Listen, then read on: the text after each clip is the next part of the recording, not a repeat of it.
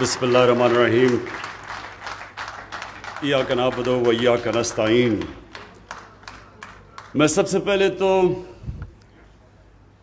Chief minister Punjab Usman Buzdar میں آپ کو آج سب کے سامنے خاص مبارک دینا چاہتا ہوں۔ مبارک یہ نہیں جو ابھی آپ سمجھ رہے ہیں کہ جو پیکج اناؤنس کیا اس کی مبارک نہیں، مبارک میں چیف منسٹر صاحب آپ کو اور پھر آپ کی جو ٹیم ہے، چیف سیکرٹری اور آئی جی پنجاب، جس طرح آپ نے یہ بڑے بڑے قبضہ گروپ کے محل گرائے ہیں، میں اس کے لیے خاص آپ کو مبارک دینا چاہتا ہوں۔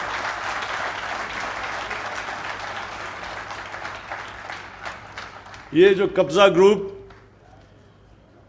جو یہ لعنت ہے قبضہ گروپس کی، غریبوں کی زمینیں قبضہ کرنا، سب سے بیچارے جو ہمارے محنت کش بیرون ملک پاکستانی، وہ محنت کر کے بیچارے اپنے پیسے جوڑ کے آ کے زمین خریدتے ہیں گھر بنانے کے لیے، اس کے اوپر قبضہ ہو جاتا ہے اور پھر بے بس ہوتے ہیں لوگ ان طاقتور لوگوں کے سامنے۔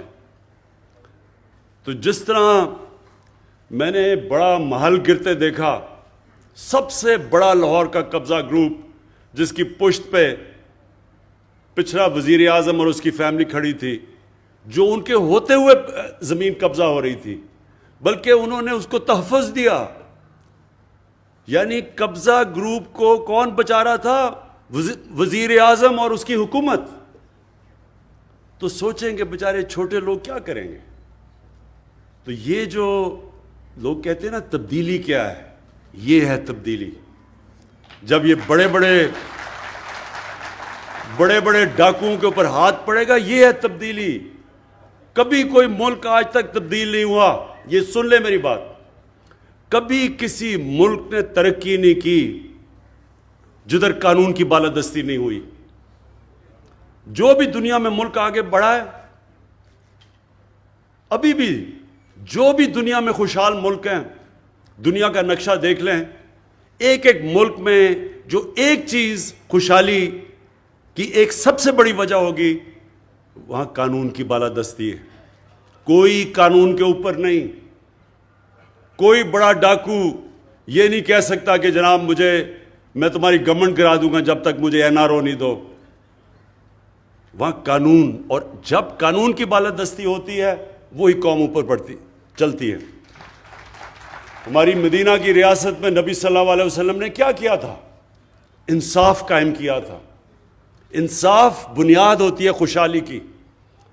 تو چیف منسٹر صاحب، میں نے تو یہ خاص کہنا تھا کہ لوگ سمجھتے ہیں کہ جی دیکھیں بڑا شرمیلا سا چیف منسٹر ہے، کوئی زیادہ تقریریں نہیں کرتا، شہباز شریف کی طرح اربوں روپے اپنے اشتہاروں پہ اپنے اوپر نہیں خرچ کرتا، بڑے 40 گاڑیوں کے کانوائے میں نہیں پھرتا۔ لیکن یہ اصل کام ہے کرنے کا۔ اور آج ساہیوال میں مجھے خاص طور پہ خوشی ہے کہ ہم نے یہ جو پروگرام شروع کیا، یہ چیف منسٹر صاحب اور ہم نے ڈسکس کیا کہ ہم اب ڈویژن بائی ڈویژن جائیں گے، اور جو علاقے پیچھے رہ گئے ہیں باری باری ہم نے ایک علاقے کو اٹھانا ہے، اور پوری طرح یعنی اس کی ہر طرح اس علاقے میں ترقی کیسے ہم کروا سکتے ہیں۔ تو آج ایک پورا پیکج لے کے آئے ہیں ہم اپنے ساتھ۔ چیف منسٹر صاحب نے اپنا پیکج دیا ہے، اور اس میں بڑی زبردست چیزیں جو پہلی دفعہ ساہیوال میں ہوئی۔ دیکھیں، عام آدمی، سب سے زیادہ عام آدمی کی ضروریات کیا ہوتی ہیں؟ سب سے امپورٹنٹ چیز ہے عام آدمی کو کہ اگر اس کے گھر میں بیماری ہو اور اس کے پاس پیسہ نہ ہو تو وہ ہسپتال میں جا کے اپنا علاج کروا سکے۔ جو صحیح طرح مجھے لگتا ہے سمجھ نہیں آئی، کیونکہ میں نے اتنی اس چھوٹے سے گروپ میں تالی بجتے نہیں دیکھا۔ ابھی میں بتاؤں کہ کس چیز پہ بجنی چاہیے تھی۔ فیصلہ یہ ہوا ہے کہ ساہیوال میں سارے لوگوں کو ہیلتھ انشورنس ملے گی 7.5 لاکھ کی۔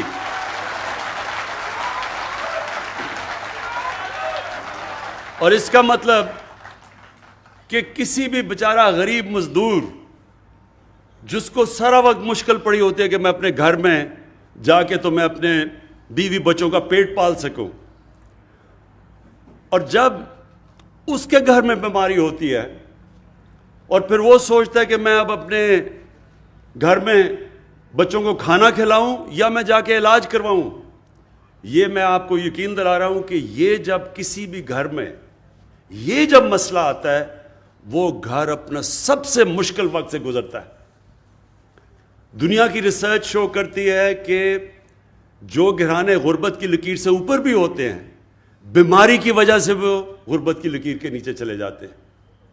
اور یہ شوکت خانم کینسر ہاسپٹل بنانے کی وجہ یہ تھی کہ کینسر کا علاج سب سے مہنگا ہے، تو تب میں نے سوچا کہ میں صاحب حیثیت تھا، مجھے اتنی مشکل پڑی اپنی والدہ کا علاج کروانے کے لیے، تو وہ جو بیچارے غریب گھرانوں میں گھر میں وہاں جب کینسر ہوتی ہے تو اس گھر کے اوپر کیا گزرتی ہے، کیونکہ کینسر کا تو بہت مہنگا علاج ہے۔ تو یہ جو ہیلتھ کارڈ شروع ہوا ہے ساہیوال سے، اور ڈی جی خان سب سے پنجاب کا غریب علاقہ ہے، ادھر سے شروع ہوا ہے تاکہ ان کو پہلے ہیلتھ انشورنس ملے، اور انشاءاللہ دسمبر تک سارے پنجاب کے لوگوں کے پاس ہیلتھ انشورنس آ جائے گی۔ تو یہ آپ کو پتا ہونا چاہیے کہ یہ امیر ملکوں میں، ڈیولپڈ نیشنز کے اندر بھی یونیورسل ہیلتھ کوریج نہیں ہوتی۔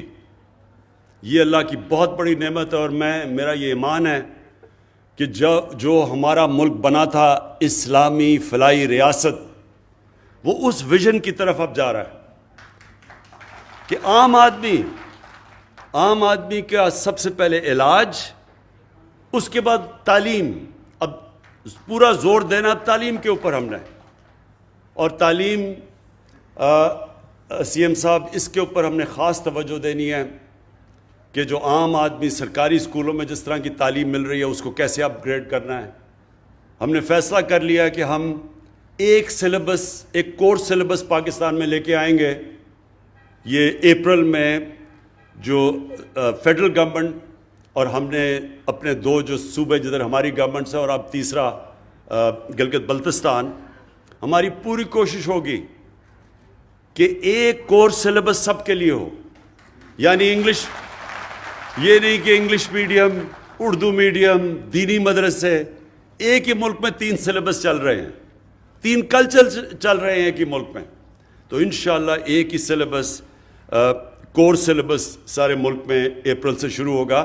اس سے سب سے فائدہ ہوگا غریب گھرانے کے بچوں کو، اسکول کے بچوں کو اوپر آنے کے لیے ان کو موقع ملے گا۔ ابھی یہ موقع ہی نہیں مل سکتا کیونکہ ان کو وہ تعلیم ملتی ہے کہ وہ اوپر ہی نہیں آ سکتے، تو یہ دوسری ہماری کوشش ہے۔ اور یہ جو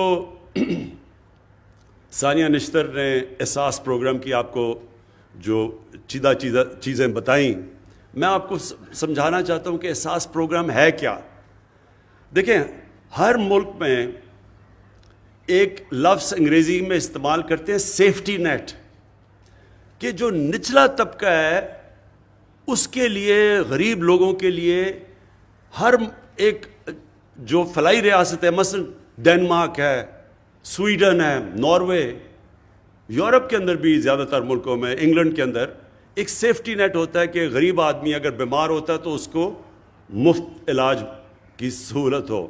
دوسرا کہ وہ بچوں کو تعلیم دے سکے، اگر اس کے پاس پیسہ نہیں تو مفت تعلیم اس کو بچوں کو ملنی چاہیے۔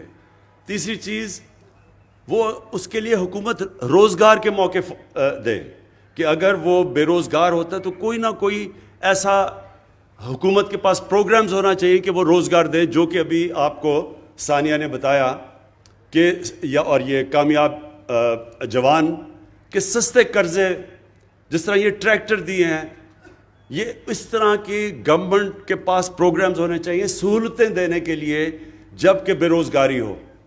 تو اور پھر ٹیکنیکل ایجوکیشن، تو یہ پورا جو احساس پروگرام ہے اس کا مطلب ہی سیفٹی نیٹ نچلے والے طبقے کو دینا ہے۔ اور میں کل ٹی وی پروگرام دیکھ رہا تھا تو میں اس وقت لبنان میں لوگ سڑکوں کے اوپر ہیں، توڑ پھوڑ ہو رہی ہے, یعنی ٹیئر گیس پھینکی جا رہی ہے. تو میں دیکھ رہا تھا کہ ان کا مطالبہ کیا ہے. ایک مطالبہ جو لوگ سڑکوں کے اوپر نکل کے مظاہرے کر رہے ہیں, ایک مطالبہ ان کا یہ ہے کہ جب وہاں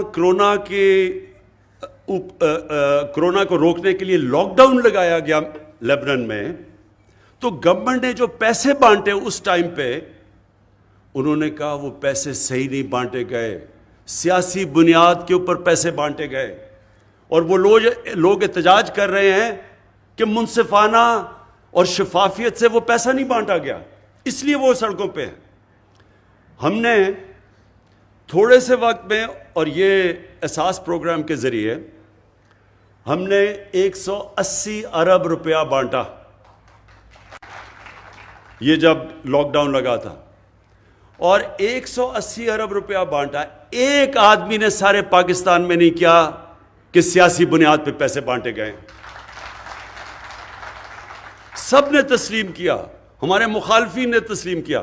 حیرت کی بات یہ ہے کہ سندھ میں جو ہمارا صوبہ نہیں ہے, وہاں سندھ کی آبادی سے زیادہ پیسے بانٹے گئے, حالانکہ پیپلز پارٹی کا صوبہ تھا, کیونکہ صرف اور صرف میرٹ کے اوپر ڈسٹریبیوشن ہوئی. تو یہ جو آپ کا بھی پروگرام ہے عثمان ڈار کامیاب جوان کا, اس میں جتنی میرٹ ہوگی اتنا یہ پروگرام کامیاب ہوگا. جو لوگوں کو آپ پیسے جو چیزیں بانٹیں گے, یہ جس طرح آپ نے یہ جو ٹریکٹرز کا کہا, اور جو آپ بھی باقی قرضے دے رہے ہیں تاکہ لوگ اپنی بزنسز شروع کر سکیں, تو اس کے اوپر مجھے پتہ ہے آپ کا سارا سسٹم, اور اس لیے مجھے اعتماد ہے کہ اس میں لوگ جو بھی اس کا فائدہ اٹھائیں گے وہ میرٹ کے اوپر, اس کے اندر کوئی کسی قسم کی سیاسی افیلیشن یا کوئی فیورٹزم نہیں ہوگی. اور یہی وجہ سے انشاءاللہ آپ کا پروگرام بہت کامیاب ہوگا. اور یہ ایک منٹ, اور میں جو امین اسلم جو آپ نے ابھی کیا, ایک بات کر لو بات.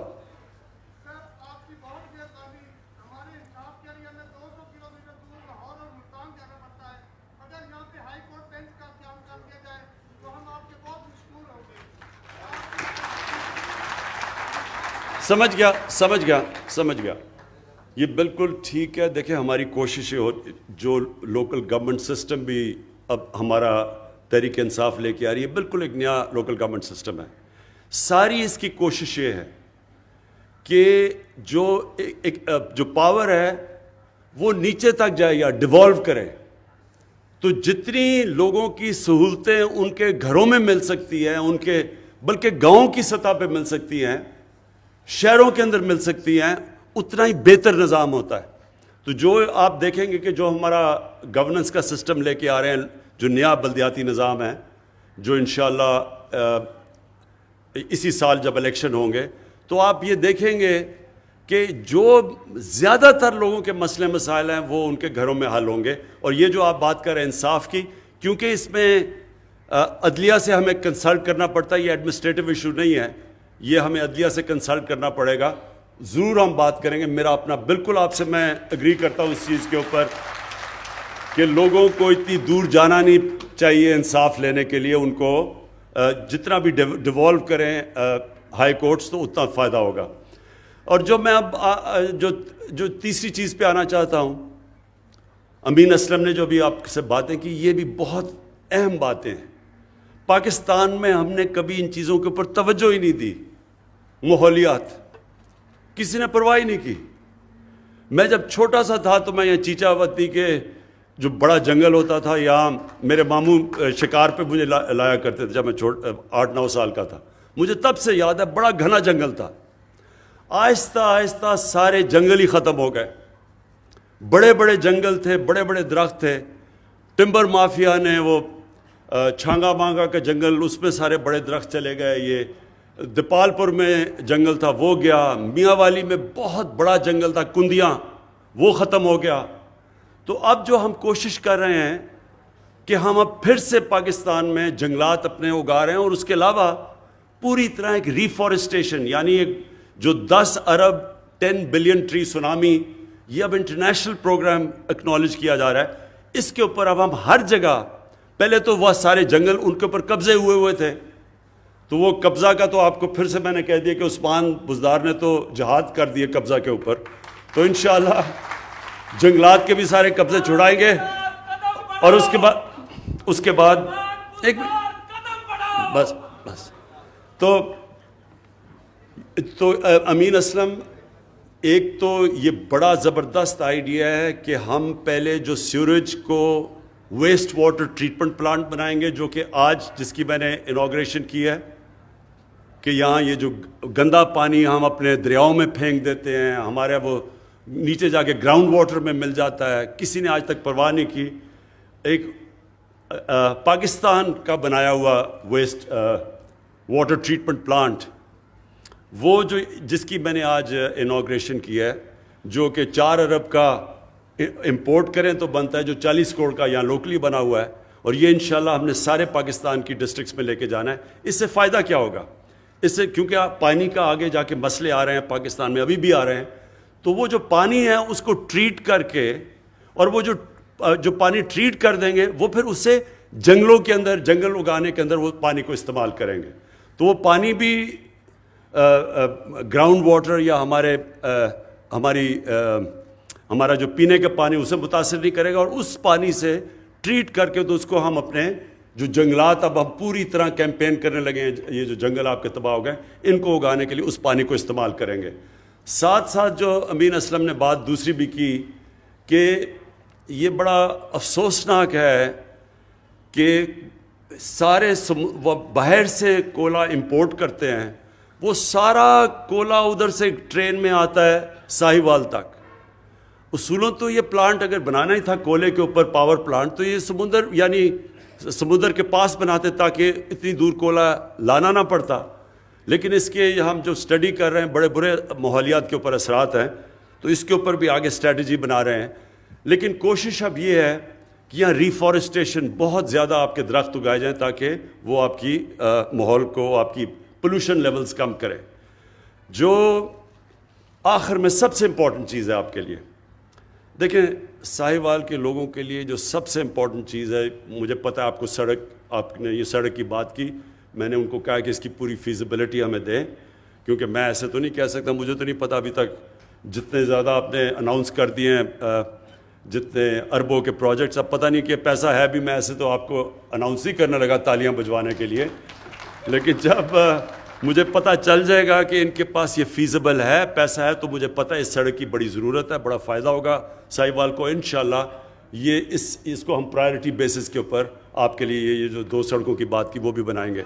لیکن دیکھیں جی، آخر میں امپورٹنٹ یہ ہے کہ جو آپ نے بڑی زبردست بات کی کہ یہاں انڈسٹریل اسٹیٹ بنانی ہے آپ کے لیے. اصل روزگار نوجوانوں کو انڈسٹریل اسٹیٹ سے ملے گا. اس وقت پاکستان کو ہم بڑی دیر کے بعد انڈسٹریلائز کرنے کی کوشش کر رہے ہیں. اللہ کا کرم ہے کہ ہماری پالیسیز کی وجہ سے آج فیصل آباد میں، گجرانوالہ میں، سیالکوٹ کے اندر اس وقت ٹیکسٹائل کے لیے، ٹیکسٹائل فیکٹریوں کو ورکر نہیں مل رہے، مزدور نہیں مل رہے. ساری ٹیکسٹائل ہماری انڈسٹری اس وقت چل پڑی ہے، ہماری کنسٹرکشن انڈسٹری انشاءاللہ اٹھ گئی ہے. تو ہماری اب کوشش یہ ہے کہ انڈسٹریلائز، اور آپ کے لیے اس علاقے کے لیے وہ انڈسٹری جو ایگرو بیسڈ ہے اس کے اوپر اب ہم پورا کام کر رہے ہیں کہ آپ کی انڈسٹریل اسٹیٹ پوری ڈیولپ کریں.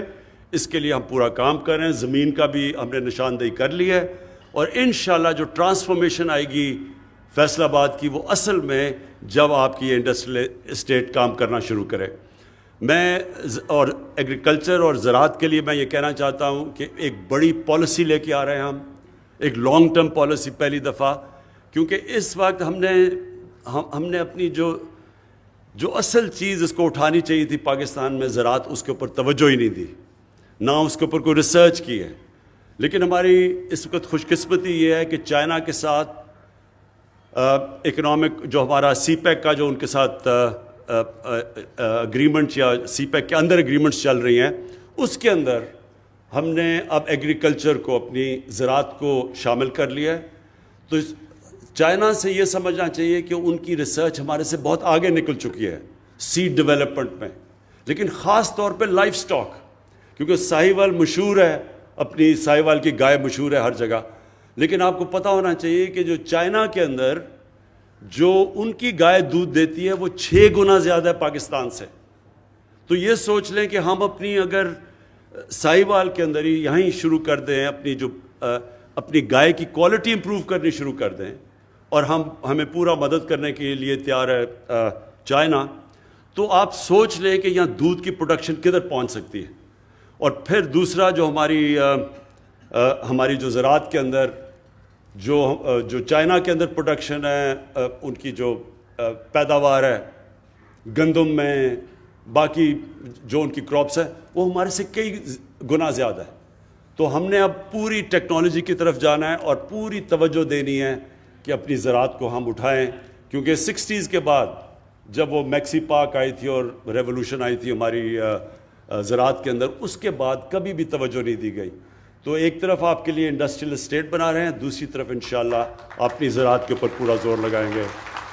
اور انشاءاللہ ساہیوال وہ جگہ ہے، میں ویسے آپ کو آخر میں بات کر دوں، ساہیوال وہ جگہ ہے جو میں اپنی زندگی کا پہلا ریپرزینٹیو کرکٹ میچ 16 سال کی عمر میں ساہیوال میں کھیلا تھا.